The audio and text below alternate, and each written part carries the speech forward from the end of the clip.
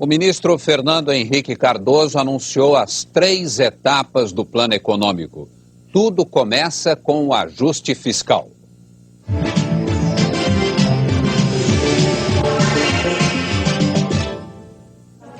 Dia de abrir pacote. E os elevadores do Ministério da Fazenda sobem feito inflação, levando assessores apressados. Perto da hora do almoço, desce o ministro Fernando Henrique. Vai ao Palácio do Planalto, gravar a mensagem que o país vai assistir de noite na TV. Nenhuma surpresa, o que eu disse já. E o primeiro a aprovar o plano é o presidente Itamar Franco, junto com o ministro do Planejamento. À tarde, o anúncio do plano confirma. Desta vez não há surpresas. Não há confisco, nem congelamento, ninguém mexe na poupança, não vai haver tablita. Como diz o próprio ministro da Fazenda, desta vez o que existe é um processo, que está começando agora e que, para dar certo, precisa do apoio do Congresso e da adesão voluntária da sociedade. Primeiro vem o ajuste fiscal, um corte de 22 bilhões de dólares no orçamento, ou 5 trilhões e meio de cruzeiros reais. Junto com ele, o governo quer que o Congresso crie um fundo de emergência, reservando 15% de todos os impostos para pagar programas sociais. Ainda assim, é preciso mais dinheiro para equilibrar as contas. A ideia, então, é aumentar todos os impostos em 5%. Haverá um sacrifício, indiscutivelmente, de todos, de todos. Entretanto, nem o Estado, nem o município, nem a educação, nem os fundos de desenvolvimento, nenhum deles perderá nada. Depois que o Congresso mudar a Constituição, o Banco Central começa a divulgar um novo indexador. É a Unidade Real de Valor, URV. Um índice que vai variar todo dia, junto com o dólar comercial. Quando toda a economia estiver atrelada ao novo índice, chegará a hora de mudar de moeda. A URV se transformará, então, em dinheiro, forte e estável. Hello, this is Eric. Today is July the 4th, 2023. And in this video, we'll address the FHC government, the Fernando Henrique Cardoso government. Particularly for me, these these are very nostalgic days. You know, here you have Fernando Henrique Cardoso on your screen.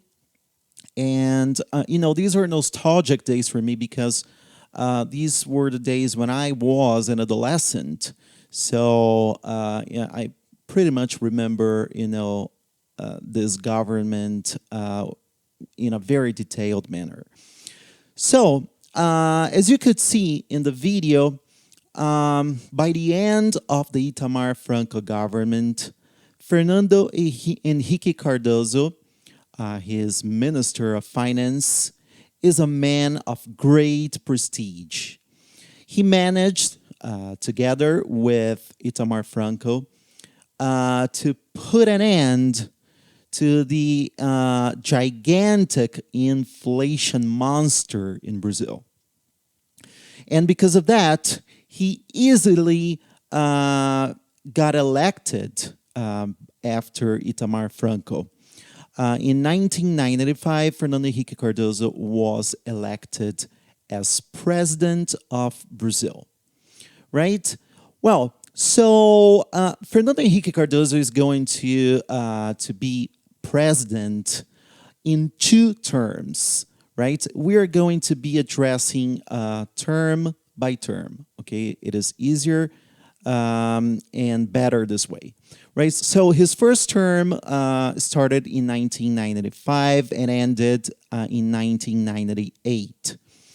And really, Brazil was living a very enthusiastic moment, right?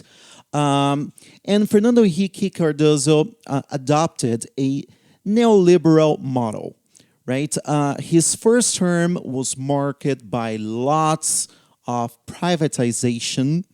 He managed to collect $49 billion, which is much, much more than any other president in the history of Brazil.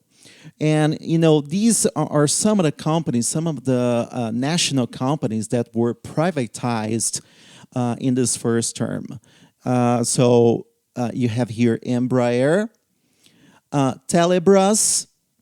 Embraer is the national aviation company. Telebras, the national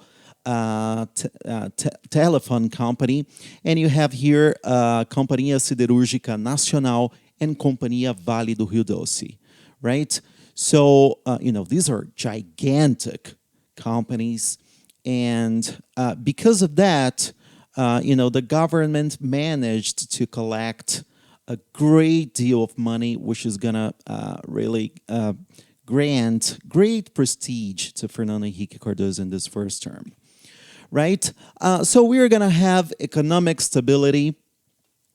Inflation is going to be lower than 2% per month. Import is going to be made much easier during this term, right?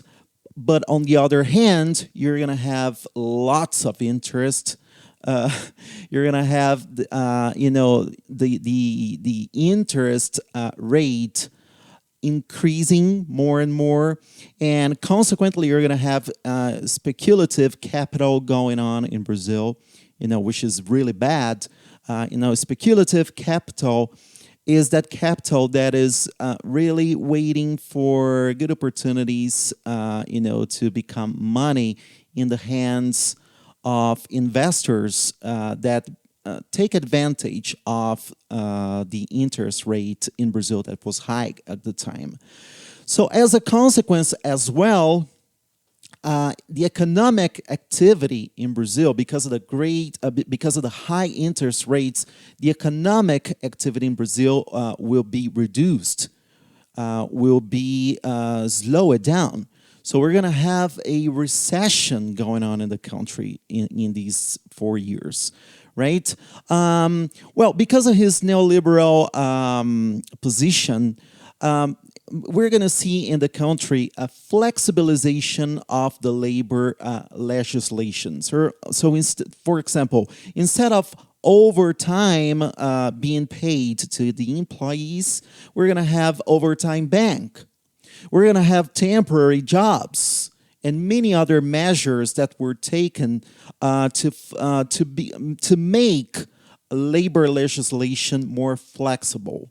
We're going to have, in the year of 1995, in the very first year of his first term, we're going to have the approval of the re-election amendment. Yeah, Fernando Henrique Cardoso was a really, really smart guy. He understood all the prestige involved in his image, and he managed to approve re-election, the re-election amendment. It is very interesting to notice that this, I'm not saying that the internet emerged in 1995, but particularly in Brazil, the internet phenomenon boomed in the year of 1995. I remember, my parents, they had the software house. And, the software house actually operated in the garage of my house. And because of that, I had access, to the internet right in its onset in Brazil. So we're going to have here, ICQ, Messenger, Lycos, those old browsers that were used at the time, to search for information, which was like something out of this world. So we are going to have the internet revolution taking place in Brazil. This is going to impact the reality of Brazilians in a very powerful way, right? We're also going to have here, in the early days of the first term of the Fernando Henrique Cardoso government, the social protection network. We're going to have such things as the school stipend, the family stipend, and many other measures that were that are going to be recalled in the future by Lula and by other presidents as being things that were implemented by the Labor Party, PT, in Brazil, but that actually were implemented, were deployed by Fernando Henrique Cardoso. Oh yeah, right? And here you have a picture of him with these school stipend banner on his hands, right? And you have here soccer player Hai, which was who was very famous at the time. So we have Hai supporting the government, and Hai, as I said, was a very, very famous soccer player at the time. So, and here you have the family stipend. This is a program implemented by the government, to support families, who had low income and who had difficult access, to basic things, right? And here you have pictures of the internet revolution going on in Brazil, right? You have here the Yahoo browser, you have ICQ. For the first time, you would be able to talk to people from all over the world, not having to call them. That was amazing. And here you have the old dialing programs, right? I think if you were my age or maybe a little younger than me, you're going to recall, that noise. But anyway, that was the beginning of the internet revolution in Brazil. Now, because of his prestige during the first term, in spite of the issues that he had to face in the country, Fernando Henrique Cardoso managed to be re-elected, right?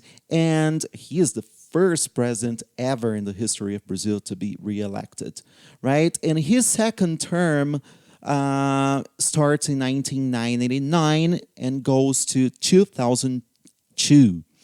And well, here, that was not really a what I would call an easy and peaceful term, right?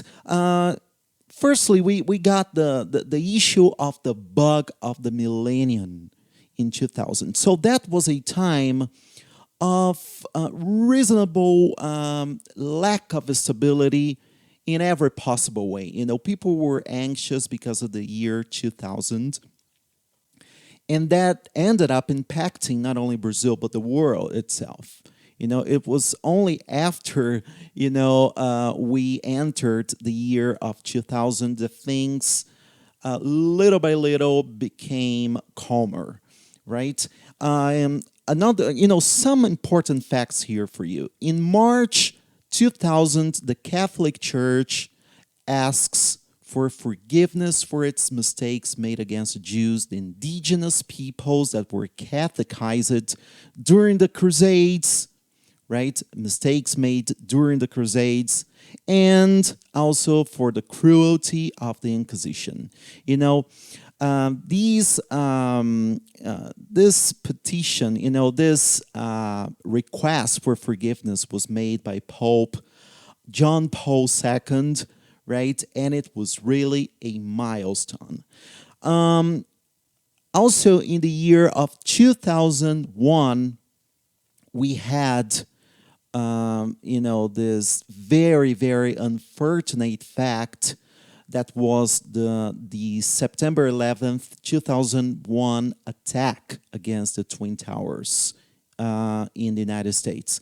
I remember, I don't know where you were, but I remember I was watching TV on my parents' bed, and when I saw that, it was like, wow. Who could ever imagine that such a thing would happen? But yeah, it did happen. Bin Laden started being persecuted, stalked by the U.S., and that stalking would only end many years later, right? And during this, during this persecution, this stalking, we are going to see the fight against terrorism. And because of that, this is going to be a time of great worldwide economic imbalance. this is going to be a time here. You don't have the word. I forgot to type it, but I was going to say that this was also a time of worldwide fear. People will become afraid. We have a clear globalization progress, and at the same time, people are afraid of what might happen next. The world is spinning so fast, and people start, to feel afraid, right? And this is the atmosphere that will take place, that people are going to have to live with in Brazil by the end of the second term of the FHC government, right? I have here a video to show you, specifically the September 11th, 2001 attack. And then we're going to keep on talking about the second term of the FHC government. American Airlines emergency line, please state your emergency. The cockpit's not answering. Somebody's stabbed in business class. And I think there's mates that we can't breathe. I don't know. I think we're getting hijacked.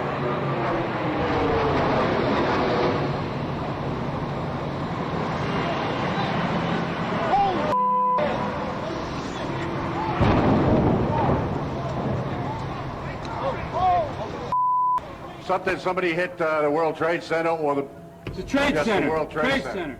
There's a fire on the upper floors.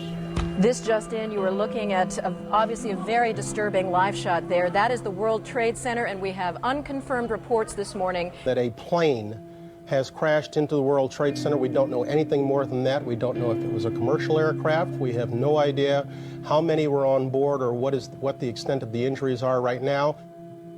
Jules, this is Ryan. Lives on an airplane that's been hijacked. If things don't go well, it's not looking good. I just want you to know I absolutely love you. I want you to do good. So have a good time. And I just totally love you. And I'll see you later. Bye, babe. Bye-bye.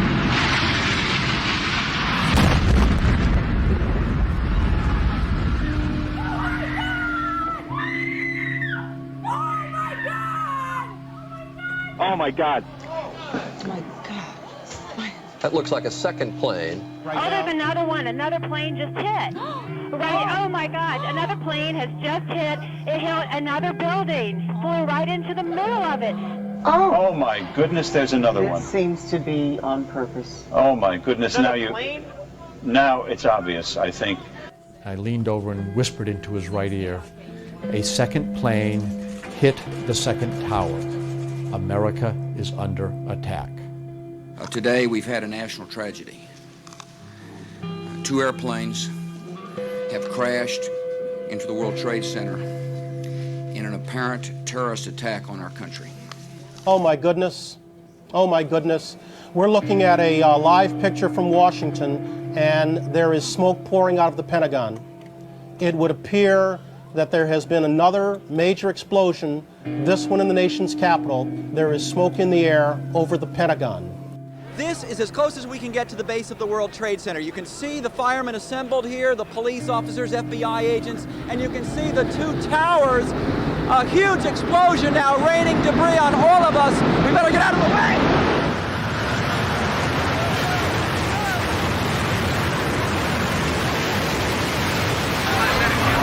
We are getting reports that a part of the tower, the second tower, the one a bit further to the south of us, has collapsed. We are checking on that. United 93, that traffic for you is 1 o'clock, 12 miles eastbound 370. Negative contact, we're looking, United 93. When I took the call over, there was a soft-spoken, calm gentleman. I asked him his name. He told me Todd Beamer. He said, "Lisa, would you recite the Lord's Prayer with me?" He said, "Okay, let's roll." We've got a report from a guy at 24 of a cloud of black smoke off his lap. Wheeling Pit 97. But we don't have confirmation. United Airlines flight number 93 left Newark at 8:01 this morning en route to San Francisco.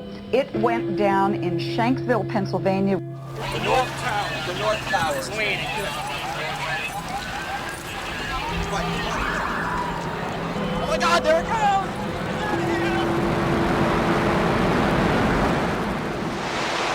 I hope I live. I hope I live. It's coming down on me. And there's, you can see, perhaps the second tower, the front tower, the top portion of which is collapsing. Good Lord.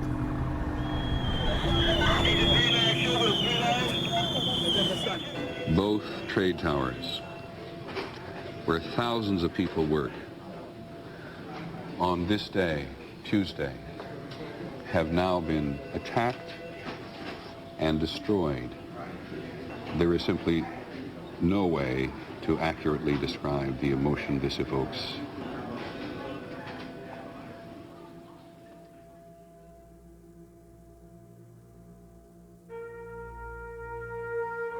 I want you all to know that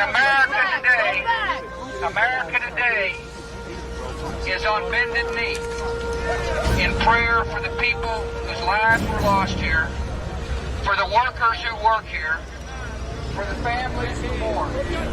This nation stands with the good people of New York City and New Jersey and Connecticut as we mourn the loss of thousands of our citizens. I can hear you.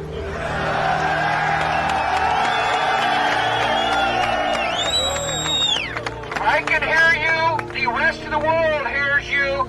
And the people who knock these buildings down will hear all of us soon.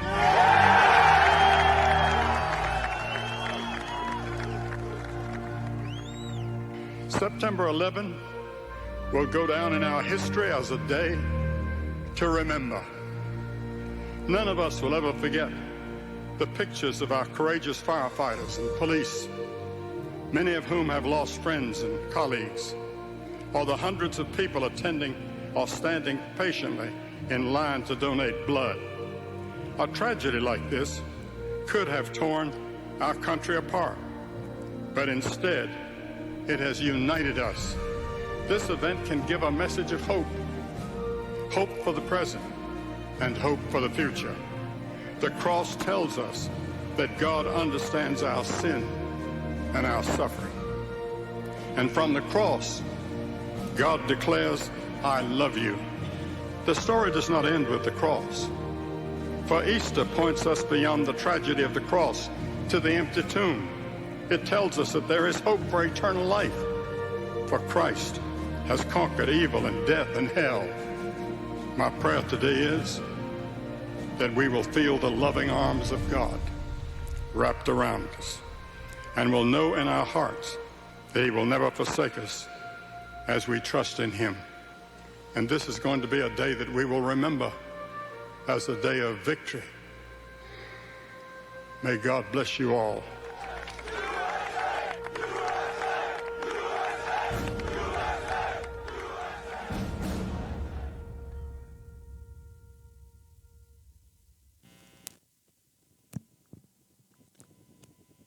Well, as you could see, that was really a sad event, and one that caused the whole world, including Brazil, to live with a great deal of uncertainty. And that's how the FHC government, I mean, the second term of his government ends. We have in Brazil social inequalities going on. You know, they were so alarming. You know, the Human Development Index that measures the life expectancy of the population, the level of education, sanitation, and per capita income of the year 2001 showed that Brazil occupied the 69th position among 162 countries. We had bad income distribution in Brazil going on again. According to the 1999 UN report, Brazil's poorest 20% held only 2.5% of national income, while the richest 20% owned 63.4%. So we spent so much time worried about inflation that we forgot about all these problems, you know. We also had economic stagnation. Because of the high interest rates, we had lots of jobs being lost. I mean, we had lots of people losing their jobs. We had public health services worse in Brazil than some of those peripheral countries, such as Paraguay and El Salvador. Among 191 nations, Brazil occupied the 125th position in quality of the health system. That's really bad. You know, that's dreadful, to be honest. And I remember that. In the Americas, Brazil ranked the 30th out of 35 countries in terms of health system. So it is in this environment, in this atmosphere that Brazilians are living, that we're going to have elections again, elections for, for a new government. And because of all these issues here, Brazil decides to give Luiz Inácio Lula da Silva an opportunity. He is running, he's running for election for the 4th consecutive time, and this time he's going to make it. He's going to manage to become president, and with him, we're going to have a whole new government structure established in Brazil. And this is what we are going to be studying and analyzing in more detail in our next video. Thank you so much for being with me, and see you in our next video.